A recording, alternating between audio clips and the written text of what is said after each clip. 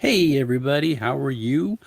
I am back from vacation and my summer hiatus, trying to get back to some content creation. Got a lot more videos up than I had planned while I was over vacation, and since I've been back from vacation, I've gotten less done. It's just summer is compressed. For folks who are still wondering, yes, the Swords and Wizardry review is bulleted out and written. Hi, Mage, good to have you here. It's bulleted out. And I'm actually working on a written version of it as well. Need to find time to record it. I'm thinking maybe I can squeeze it in this afternoon and get it out on Monday. It's something that I really want to get to. I've had some really good times, good interactions with Matt Finch as I asked a couple of questions, and he was really kind to me because I sent out my email address spelled wrong. So that's really professional. But that's kind of stuff that's going on the side there. But thanks for being here, Mage. Wanted to run off a couple of things to highlight. Um, they are pretty books on the bookshelf. A couple of things to highlight from stuff around the web that I'm rather excited about. The first is this upcoming online convention, essentially, called RUNEJAMMER, which is obviously, for folks who are in the know, a pun off of RuneHammer, who is the one who, or that's the publisher of Index Card RPG. So there is coming up pretty soon. I'm going to put this up on the screen here, RuneJammer 2023. And if you are interested in that, let me put the banner up for you. It's all free. It's all online. You can join the Discord and you can find the online sign up for and calendar for the games there. Lots of different genres of index card RPG are being run. And actually, one of the really cool things is that the author of EZD6, which is also published by RuneHammer, he's going to be running a couple of games of EZD6 as part of this big event. The person who's running it is really excited. They've been talking to me a little bit online, and I wanted to make sure that that got out there. Like I said, it is all free, so that tends to be that folks wait to sign up because for whatever reason free means that we don't have to do it right away, but I expect a lot of these slots to fill up. So if you're interested in playing it and seeing what is going on, that would be a really good thing to do. And it's going to run from August 24th to August 30th. There are a whole bunch of different time slots that you can work on. I'm trying to see if I can fit one in because I would really like to play ICRPG and get it in. And it's just a terrible time of the year for me, but I really hope that I can. And if you're not able to, or if you are able to, please sign up and play this game. They're really excited to be running it, and I hope that it's very successful. If you are someone who is watching my channel or one of these streams and is not familiar with Index Card RPG, I did put a link to my review of the system in my description below, so you can see how easy it is to pick up and run. Hello, Epic Solo. Thank you for watching, and I'm sorry, Solo, I missed your live stream, or you're going to be running Swords and Wizardry as your next kind of mini series, which is going to be kind of cool. But that's kind of fun. And again, it's all free, so you can't beat having a free game with some really good. DM Scotty of EZD6 is running one of the games. These are going to be high quality events. If you want to play, that would be really cool. The next thing, and I don't have this as a screenshot, but the next thing I want to look up, if folks are not aware, Foundry VTT, which is the virtual tabletop that I use, let me turn that banner off. The virtual tabletop that I use for my games when I'm playing online, they are actually developing their own system, which is really fun. If I fancy a drive to Ontario Dungeon, yeah, I know. Let me put that up there. The Dungeon Minister, who sometimes will watch my streams or my channel, he's doing a con in November called Clericon. I will not be able to get up there for that, unfortunately. And that would be really kind of fun, but I would not be able to get up there. But if you're in Ontario and you want a convention with a really wacky Beckme runner of Dungeon Minister, that would be really cool. Thanks, Mage. But anyway, Foundry VTT is coming out with their own system. It is designed to use every aspect of Foundry VTT and get it all working. So out of the box, it will use every main feature of Foundry VTT, which is really cool. I am conflicted with it because I do love the idea of having a high-end tech demo that demonstrates every aspect of what Foundry VTT can do, because I know that I've only scratched the surface of it. I've never taught any of my players how to like target creatures and have that go against their AC so it shows if they hit or not in chat. I always just do that manually. In fact, the one system where I've tried to run it, it's not supported, which is kind of a bummer for me. So I like that idea of having that demo of something that shows everything that Foundry can do. I also recognize, because I do this partly myself, I recognize the value in having a digital medium to share your product instead of a print medium. Every week, like we used to print out bulletins for church every week, and it was a nightmare, and it took forever. And if there was one change, then the whole bulletin is out of date. Whereas now, if someone comes up with a change like 2 minutes before worship, I can go on and just change it, and it's been changed. So I understand the benefits of that, and that's kind of a cool idea. And you can make changes to the game then without having people to require a new purchase too. So they can do all these things.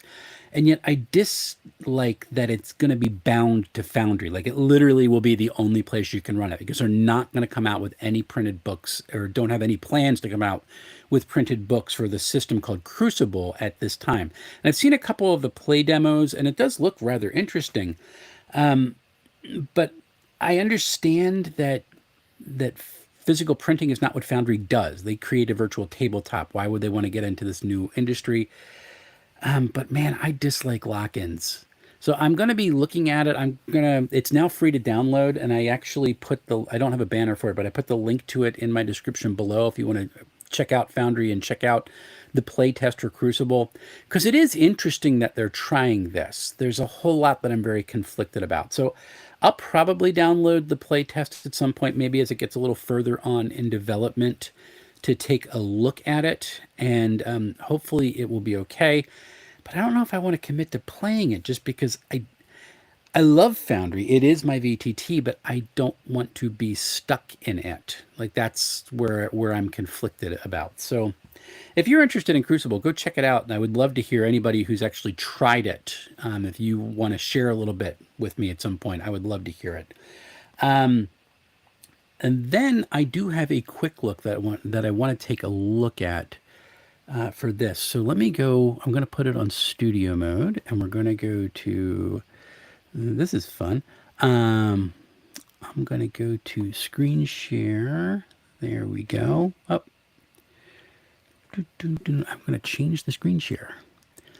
This is riveting entertainment, right? Screen share.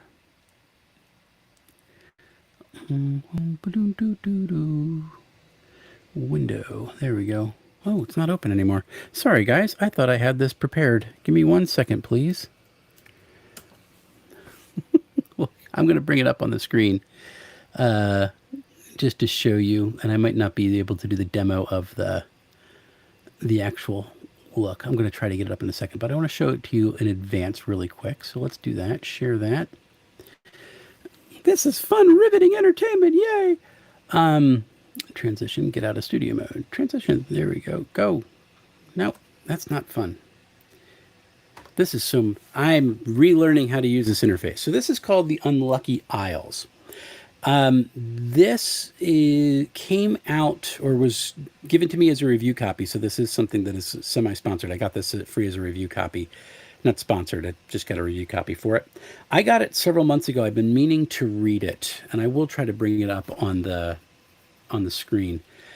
I've been meaning to read it, and I did start reading it. And it's an interesting thing for me because I hit a point of conflict.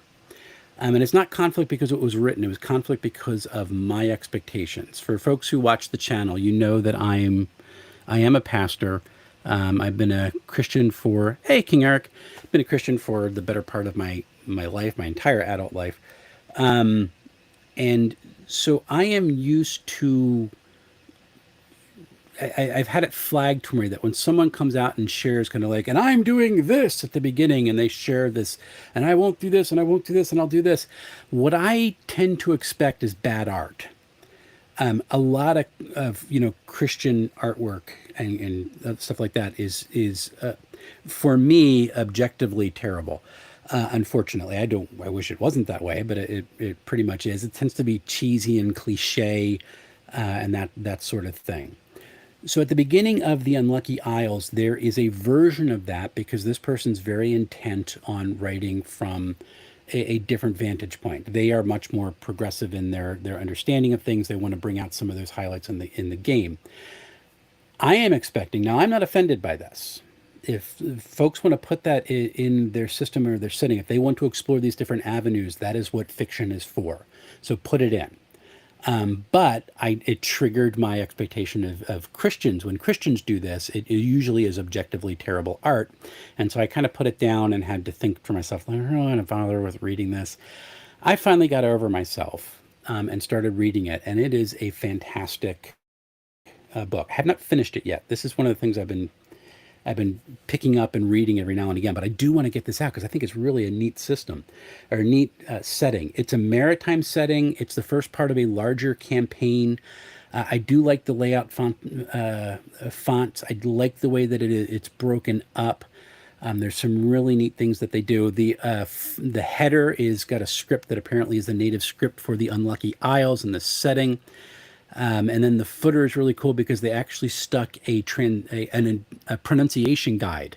So if there's names in it in the footer, there is actually a pronunciation guide on how to pronounce all these things, which I thought was a nice little touch.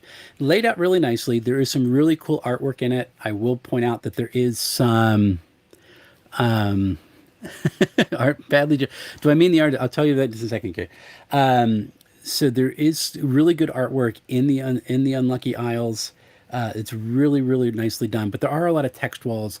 I get the feeling that art is just really expensive. If you want to get good art, and there's good art in this book, it costs. You need to pay for it, and so that's one of the things that I think some of these text walls exist because of that. The cover for the book is absolutely phenomenal. I love it. It's everything that terrifies me about being on the ocean. I'm in a small boat and the tentacles are coming up and they're going to suck me down to the abyss. So that was appealing right from the start. I love different tropes. I've gotten as far as reading about the dwarves in this setting. Really kind of cool. They're maritime dwarves. They have some of the beats that we would be familiar with, kind of more Tolkien-esque dwarves, and yet he goes off in a different direction with it. Really cool. It's written by Martin Rayla, and it's a very well put together gazetteer is essentially what it is. There will be an expansion of the world going out, which is kind of cool. And it's not huge, but it's big enough that it's definitely worth the price. I think it's about 80 pages. The PDF on Drive-Thru RPG costs $11.99. The print on demand is $26.99. Printing costs are going way, way, way up at this point. And of course, with everything of Drive-Thru RPG, if you get the print on demand, you get the PDF too. And I have the PDF, and I think it's a wonderful put together. One of the things that I do like about the book is that when he is going to he's riffing from all these old tropes, but when he breaks from the tropes, Martin will put in a call out box explaining what he's doing, what got changed, why this changed to fit the more core philosophy of how he's designing the world. And it's good. It kind of shows you like this is why we're veering this way in this section, which is really nicely done. So there's a lot in it. The cool thing about it, I think this is one of the reasons why Martin felt the need to put his disclaimer at the beginning, and I think I got his right, is because it's designed for old school gaming, and that tends to be where people are like, I don't want any of that. He's putting and a lot of people who are not old school gaming assume that anybody who writes old school gaming is going to hate people who don't look or act like they do. And so Martin's stuck in the beginning of this book going, here's what I'm doing, and this is going to fit old school games. And Martin is a longtime gamer. The editions that Martin started with are the same editions that I started with. We're talking 30, 40 years ago at this point. So it's got a lot of good stuff in it. And two of the cool things for me are Martin uses Wonderdraft for maps, so I immediately was familiar with kind of how these maps got made, and they're really well put together. Like it's a master class on how to use Wonderdraft, which was really cool. But then the other cool thing is, as I'm reading the book, I'm thinking to myself, wow, this sounds a little bit like the way Worlds Without Number wants you to put together a world. Start small and build out from there. This sounds like that. And here I'm reading the book and Martin puts out, and I'm using Worlds Without Number in order to create this environment. It was really cool. So I know there's a couple people who are really intent on me demonstrating using Worlds Without Number to create a campaign space, which I may do pretty soon because I have some ideas for Numenera. But I know that you want it. But if you want to see it as a finished product, how Worlds Without Number was used to create a campaign space, pick up The Unlucky Isles, pick up the Worlds Without Number if you don't already have it, which is a fantastic book, by the way, and go through the steps and you can see exactly how they fit together. It's really cool. So there's a lot in it that I like. I'm upset that my kind of hang up about expectations when people put their philosophical views at the front. Again, I'm thinking Christians create terrible art. So people who put out progressive statements at the beginning of their page have to also create terrible art. This is not true for this. They put it out because they wanted to explain who they were, which is really nice. They explained why the different tropes veered, one direction or another from what folks are used to in the traditional sense, and put together an amazing and really well detailed world in which to play, with a lot of danger, a lot of cool stuff to explore, and a neat epic history. And Martin was inspired by things like the original Forbidden Lands box set. So this is going back and back. So he's really riffing off a lot of these old tropes. Thank you so much. And you know what? I really want to get this up. So let me stop the screen share and let me show you just some of the book, because it deserves it so much. Let me get it up here. There we go. I should have had this set up beforehand. Let's share screen again. Window. This. Let's go. Okay, here we go. So this is The Unlucky Isles. And you can see it's just that the initial artwork is really, really cool. And again, it's everything I'm terrified of the ocean for. Like, I don't like swimming in the ocean because I think I'm going to get eaten. And there's some neat little barrow to go exploring in, right? You can see the design and the footer and the header. There, I did it backwards. The header and the footer. There's your pronunciation guide. Here is your script on the top there. Some beautiful, beautiful artwork. Really nice setting. Here's a call out that kind of explains a little bit. That's Martin's interjections into the setting. And I love the font for the headers and the drop caps in front of the different, every time the subject is changing. Everything's really cool. I mean, it's so nice. And there's the Wonder Draft World, which I thought he did a really good job on. It's cool stuff. I'm really impressed with it. So if you are interested in this type of thing, this is something that's really, it's worth picking up and taking a look at. So let me see. Reminds me of the cover of Ghost of Saltmarsh. Yeah, it does really, really well. Is it all pixelated, Mage? It might, just because my resolution's terrible because I'm recording at home, so I apologize. Go check it. Do the preview over at DriveThruRPG and see if that'll work a little bit better for you. I probably should have just changed my screen resolution to 1080 or 1920 by 1080, and that would have been fine. But again, you can pick that up as a PDF for $11.99 or a print on demand for $26.99. It's worth it. It's really good and worth picking up. So please, if you're interested, go do that. And you know what? And that's all that I have in here for my stream. I do have a story time from my basic fantasy RPG game last night. So the players are learning that some actions that they have taken, they did not do their due diligence, shall we say, and so that's having some impact. It seems to be that the world is beginning to crumble apart around them a little bit, and so they were sent out actually to scout to figure out what was coming up the road from the south. And while they were traveling, there was this massive earthquake. Everything for like 40 seconds shook.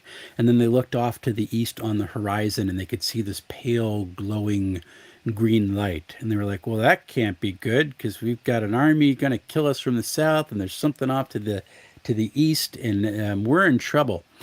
And so that was kind of fun. They had a bad encounter with some assassins from a cult that is trying to kill them all. That's always a good time. And they ended up camping for the night, and they were trying to travel out. They're still scouting. They're trying to see what was coming up from the south. It's the south thing. It's coming from the south. Yes, we're going.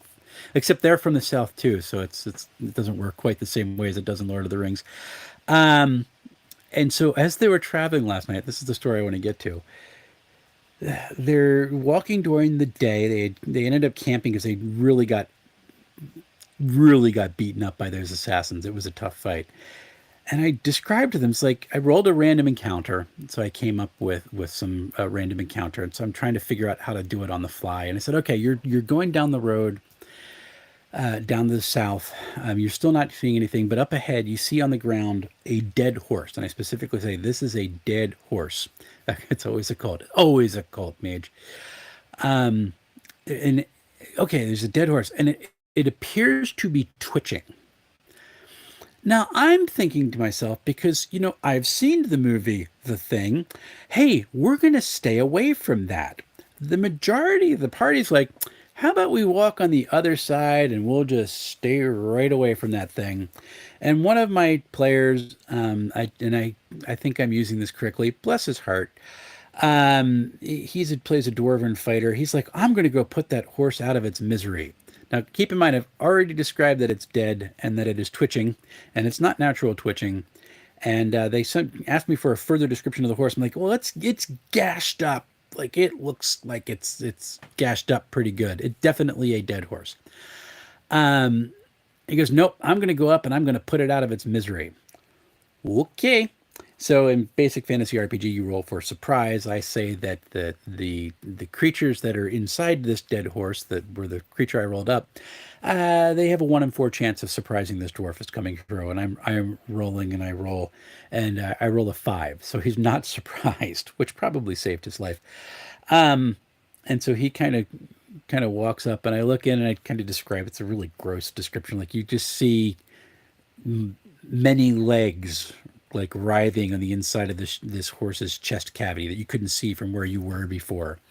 And as you approach, and I roll for a monster reaction, and it's unfavorable, but they don't attack, so they stop and they look, and they kind of like crawl out the part of the way out of the dead horse, and they kind of look at it, and the arachnid eyes are looking there. This I should have had trigger warnings on here. A lot of people are terrified of spiders. They're looking at you, and the other one stops and looks, and the other one kind of stops and just looks at you. And it's like, well, how big are they? Oh, they're about dinner plate sized. Okay. I'm thinking, all right, I'm going to back off. We're going to go to the other side. We're just going to leave these nice little things to their meal, and off we go. And he goes, I'm going to squish him. Like, and I point out, like, they're just looking at you. Nope, I hate spiders. I'm squishing them. Okay. Now, he's not surprised. The spiders are not surprised. Roll for initiative. Okay. Thankfully, the party rolled really well for initiative, and the crab spiders rolled really poorly for initiative. So most of the party is able to go first. The magic user actually used the bow, took one of them out, except that had 11 hit points, so did a good damage to it, but didn't quite take it out. Another one hit the other crab, which only had 4 hit points, but only did 2 points of damage, so it's still up. And they very quickly dispatch it. The crab spiders get 1 attack in, and if you know anything about the crab spiders from basic fantasy RPG, and I think this is true in BX as well, they have save or die poison. So if I rolled really well, and if the dwarf fighter had rolled really poorly, he could have paid the ultimate price for trying to put the dead horse out of its misery. And the whole time just going, did you people not watch The Thing? I mean, honestly, come on. And that was the story for last night. They did learn a little bit because they ended up finding there was an army encampment where they met an NPC they had met maybe a year and a half ago in game, who is now the commander of this army. I don't know, Mage. Well, I'm going to tell you real quick because I did learn that question. So here's Mage's question. We're going to leave that up while I finish telling the story. So they go and they find out that they're an army. They were in part of a hidden valley, which is actually the secret first sanctuary for the order that the party's cleric was originally from. He has since taken up a combined worship of this god and then one of the original goddesses for this world, who is now awake and is trying to stop the world from ending. So that's kind of fun. And they're actually trying to get to this valley because he has had a vision of it. It was a really cool moment. But now that valley is blocked, and this guy who's in charge of this rather small army had been pushed out. They say they blocked the pass because there was just this horde that showed up. They have no idea where they came from. What are you doing here? And it's like, well, the militia leader back at the village, a day up the road, he decided he's going to pull the army all the way south over the river, and they're going to come out here to see what's meeting them. And he's like, what? Like they did what now? So he's pushing him he sent messengers back to run back, and it's like, get your butts back over the river, you idiots. And so he says, look, I need to spread out my messengers. I need you to take this same message out, and I have other things to going through. Because they asked him about the green light, and the Eye of Senti is this artifact that they seem to have come up with. This might be a problem, because it was a artifact that looked like an eye that glowed with green light, and they just handed it off to this random bartender. It was not a good idea. He's like, I need you to go, if the Eye of Senti is out, I need you to go back and you make sure that they get over the river. Then you need to go to talk to the Phase Elves and make sure that they stay, because we need them here. If they don't stay, everything is lost. And the cleric's like, well, I have to get to the sanctuary. I need to get to the valley. And he was not supposed to know where it is. So the NPC was all freaked out about him knowing where it was. He's like, well, the only way you can do that is if you get south. And so they have to go back around and go to the other pass. It's now early November, so it's going to be a difficult transit, plus the fact there might be some things blocking their path. I don't know who would do that to them. So they're going to say, okay, we're going to do this for you, and then we're bolting, because I have to get to the sanctuary. Something is going on there, and I need to be there. He's like, all right, fine, we're going to hold the fort here. They wait about 6 hours. They leave at night. Everybody in the party can see in the dark because it's Beck Me, or BX, basically, Basic Fantasy RPG. And they leave. And here's where they learn that combat is not necessarily the wisest course of action, Mage. I roll up another random encounter as they're going down the road, and they get, I always forget how to pronounce this word, wyverns. Is that how you pronounce it? I roll 2 of those showing up. I'm like, these guys are transporting the army, so I'm going to throw maybe like 8 bugbears there too. There's 5 in the party, and I had 4 soldiers were going with them. It would have been an okay encounter. And I said, you look up and you see a shadow flying kind of overhead, flapping, a large shadow, like, oh, crud, dragons. And they all run under cover. I roll, again, a monster reaction, which is negative, which means they kind of circle in the area for a bit. That was the way I interpreted it. They did not try to move. They stayed put. They stayed quiet. They did not try to move forward. So what I ruled was, down the road, they decided that there is somebody moving, and their job is to stop who's ever moving on this road. So they flew down. They dropped off their bugbear troops to set up an ambush, and if the bugbears did something, they would fly in and attack. And so that's what I was going to do. Yes, the Hidden Valley is indeed where, actually, in this world, coffee is where the Hidden Valley comes from. Very good. And so they went the rest of the way back home, and I'm rolling every hour. I'm rolling for a random encounter. They never hit the random encounter, so they never encounter this ambush. That was kind of fun. But they did learn that combat, necessarily taking on, they assumed it was dragons, but taking on 2 dragons, probably not the best idea in the world. It was not a shadow dragon. They were wyverns. Which also have savor dye poison. I'm starting to be ruthless. So that was kind of fun. They had a great time because they got this sense that the world really is beginning to fall apart, and they've gotten this idea that, oh shoot, did we cause this? Like they've now got that in the back of their minds because they handed this thing off. Now there's an earthquake and green light. And what do you mean the phase elves are leaving? So now they have to go back to the phase elves and explain that, hey, we got this ancient artifact from your home world that we learned that you had fled because you imprisoned your god because he was cruel and evil, and so someone sent us in to get this artifact saying it would help him, and we got it and gave it to him. And then his green light showed up. Is that okay? So that's next week. That's going to be a lot of fun. Really, really a good time. Castles and Crusades also got to meet last week or 2 weeks ago. That was a blast. Had most of my party there and working on getting a new player in who is playing a gnome druid who is afraid of animals. I don't know. That's going to be fun. And they're actually exploring an ancient ruin at this point. And I came up. This will be a fun lore. I should do a whole video on this. So if you look at one of my earlier videos, I talk about the idea of Gnomish being a. I'll talk about the phase elves in a minute, King Eric. Gnomish being a state of mind. Because what it came down to is I didn't want to try to repeat the ridiculous name that I came up with for the gnomes because I can you repeat that? It's like I could tell you, but it would sound different because gnomish is a state of mind. So I've been trying to figure out what that meant for the last 2 years. That was my 5e campaign, like over 2 years ago at this point. And so I have been working on this. Like, well, what if the gnomes are telepathic, but the way that they transmit their thoughts has to be over sound waves? So they speak gibberish, but they communicate thoughts. And so that was really kind of cool. And so for the Castles and Crusades, I created this. There's a small island and another hidden valley. Apparently, I like hidden valleys.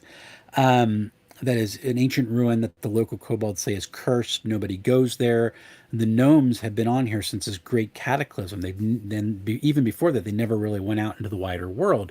And so I've determined that in my world, all of the gnomes are naturally telepathic, and they have this ability to transmit their thoughts to one another over sound waves. And so they're kind of, and it's coming out, and people are not attuned to it. They get like this flood of images in their mind that can like distract them or leave them dazed or confused. Most gnomes in the world who have interacted with speaking races have kind of lost this ability or forgotten it, although they can relearn it rather easily. And so that was kind of fun playing Castles and Crusades last week because I finally got to introduce these gnomes to the party and kind of describe like what they were feeling and what they were experiencing on this island. It was really kind of cool. Yeah, it's kind of gnomish telephones. And it was really kind of cool. And in fact, the new player who's playing a gnome, I said, well, how about this for the type of gnome that he's from? He's like, oh, I love that. So I'm going to do it. It's not a Call of Cthulhu thing. So he's actually going to take this up. Like that's his background for a gnome.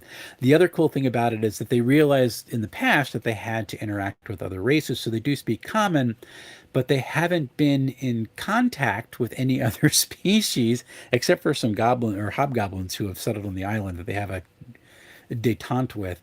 So the comment they speak is archaic. So they speak in Elizabethan English really slowly and loudly when they're speaking with non-gnomes. So like, hast thou come to murder us, thine outside, that sort of thing.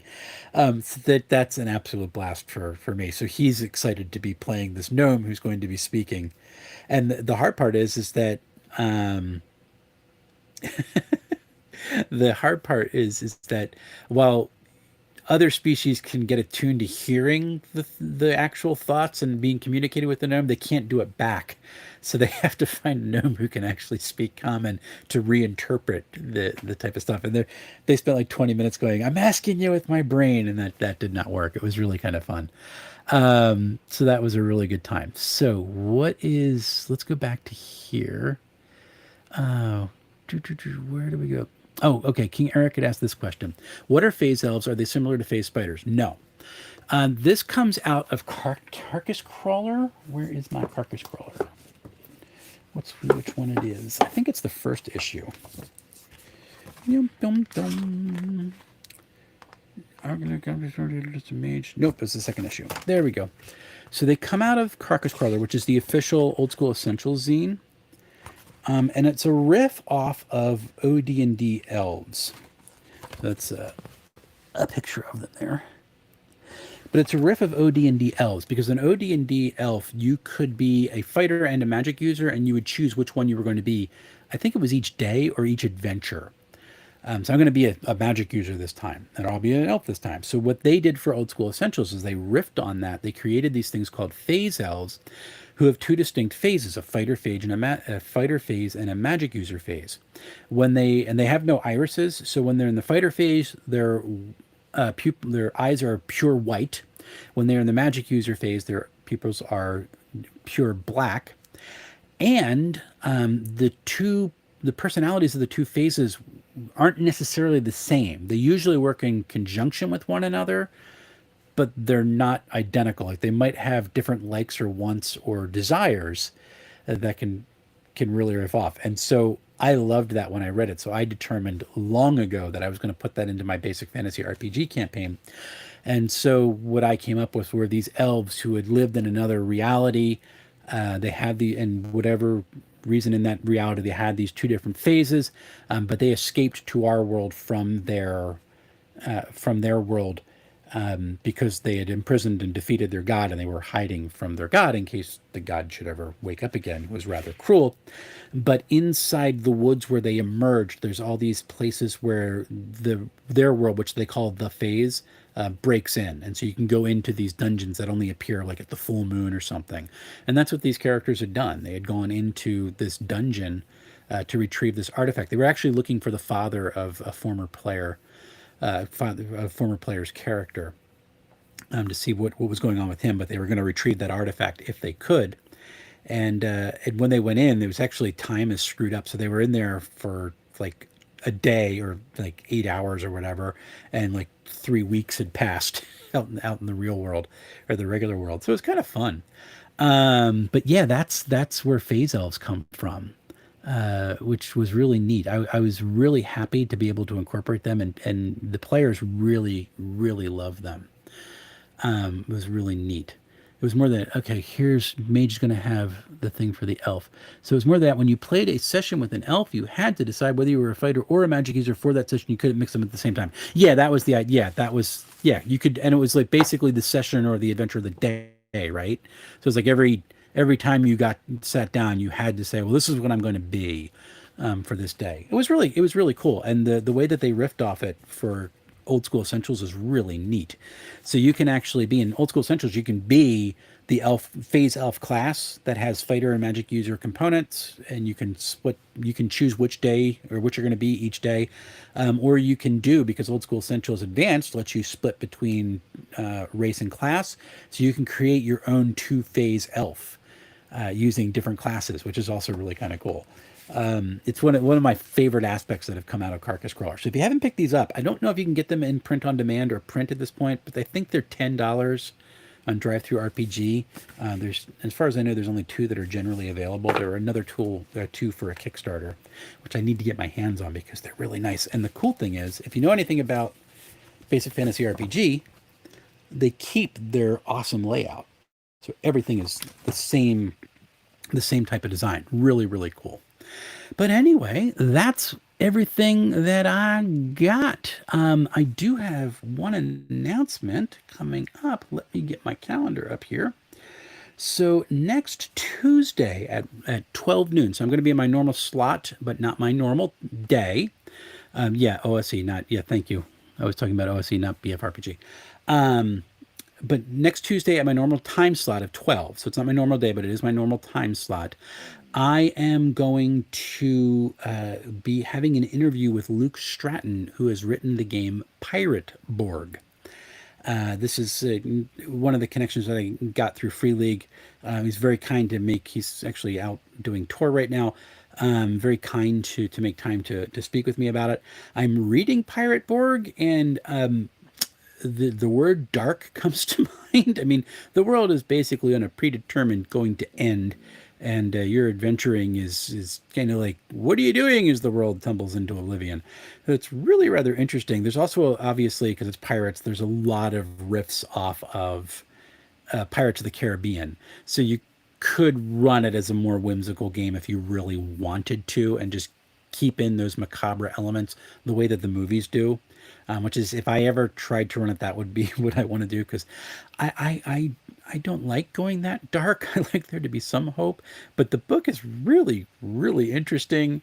It is, people throw around the use of the word metal a lot for Markburg, or however you pronounce it, and yeah, that it definitely fits for this game. So if you're interested in that, that'll be next Tuesday at noon. I'm looking really forward to it. It should be a fun conversation. I'm really interested to see why Luke wanted to go with this particular system, what was appealing about it, and how much involvement he had on the visual design of the book.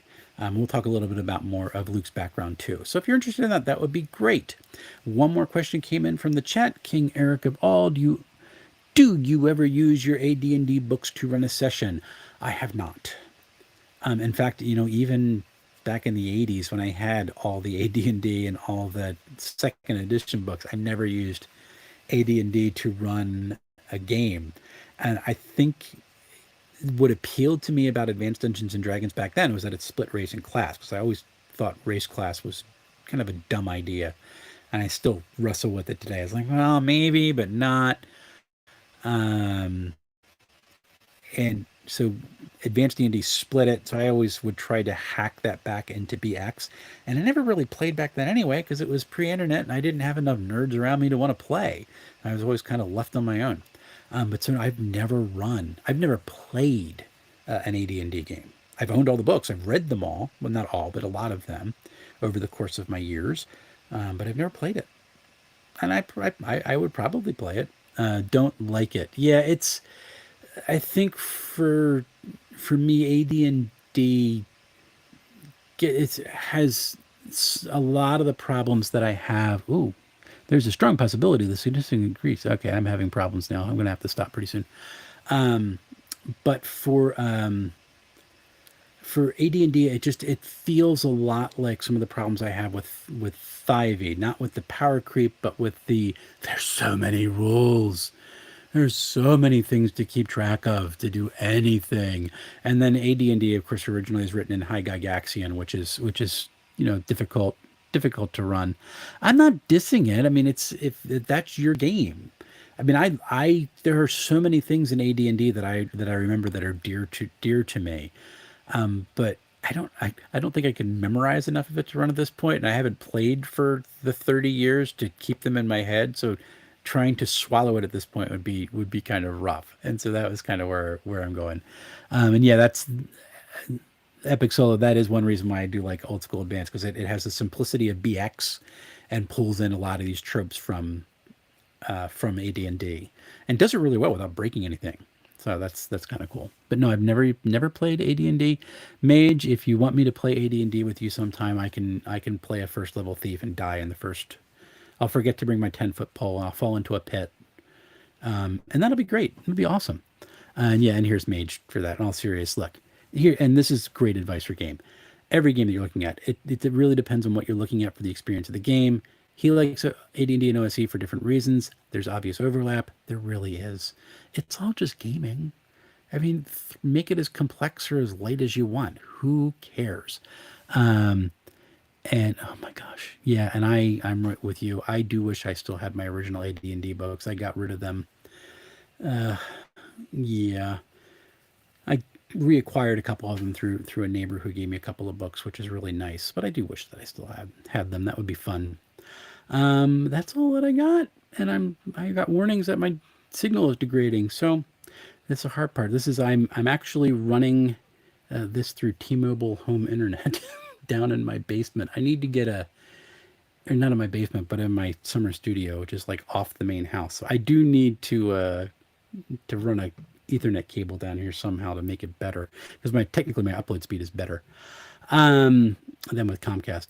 So that's where I'm going. I got that coming up, and then I do want to get the Swords of Wizardry recorded and done because I'm so looking forward to talking about this game. It is amazing. It really is well done. They did such a great job. Yeah, this is the problem with so many people, right? I went through, I'm never going to use this again phase in the 90s and sold pretty much all myself. It was costly to reacquire. Yeah. Oh dear. Yeah, it's similar to where I was. So that's what I got going on, guys, folks. I got to get out of here because I need to get back to my actual day job and check in with some folks. And but it was great to be able to chat, and I do hope you have a wonderful time. Until I get back on the video, or until next Tuesday, whatever comes first. Until we see each other again. Happy playing, everyone.